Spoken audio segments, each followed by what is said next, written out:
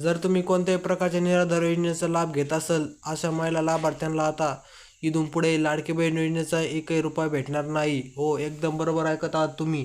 आता लाडकी बहीण योजनेमध्ये निकष लागले आहे. 4 प्रकारचे निकष लागले. त्यातील हा एक निकष आहे की जर तुम्ही कोणत्याही प्रकारच्या निराधार योजनेमध्ये पात्र असाल तर त्या महिलांना इथून पुढे लाडकी बहीण योजनेचा एकही रुपया भेटणार नाही. आता तुम्ही म्हणत असाल तर आम्हाला लाडकी बहीण योजनेचे सुद्धा पैसे पाहिजे व निराधार योजनेचे पण पाहिजे. जर तुम्हाला हा पैसे पाहिजे असेल तर मला हा व्हिडिओ शेवटपर्यंत पाहायचा आहे. यामध्ये मी संपूर्ण माहिती तुम्हाला देणार आहे. तत्पूर्वी जर तुम्ही आपल्या चॅनलवरती नवीन आला असेल तर आपल्या चॅनलला आत्ता सबस्क्राईब करा आणि हा व्हिडिओ जास्तीत जास्त शेअर करा. चला तर मग जरा न घालता आजच्या व्हिडिओला सुरुवात करूया. आता सरकारने लाडकी बहीण योजनेसाठी 4 प्रकारचे निकष टाकले आहेत.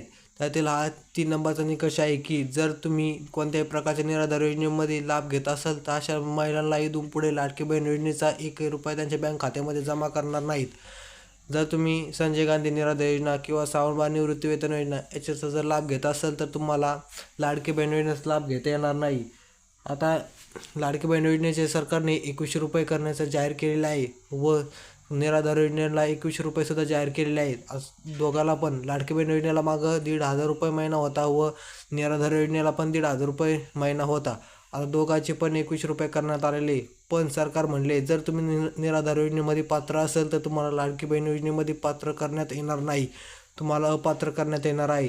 आता तुम्ही म्हणत असाल तर आहे कसे, तर सरकारचा असा उद्दिष्ट आहे जर तुम्ही निराधार योजनेचे जर पैसे घेत असाल तुम्ही ते घ्या.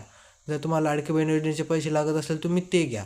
मग जर तुम्हाला लाडकी बहीण लागत असेल तुम्हाला निराधार योजनेचे पैसे कॅन्सल होतील. जर निराधार योजनेचे लागत असेल तुम्ही लाडकी बहीण योजनेतून अपात्र होताल.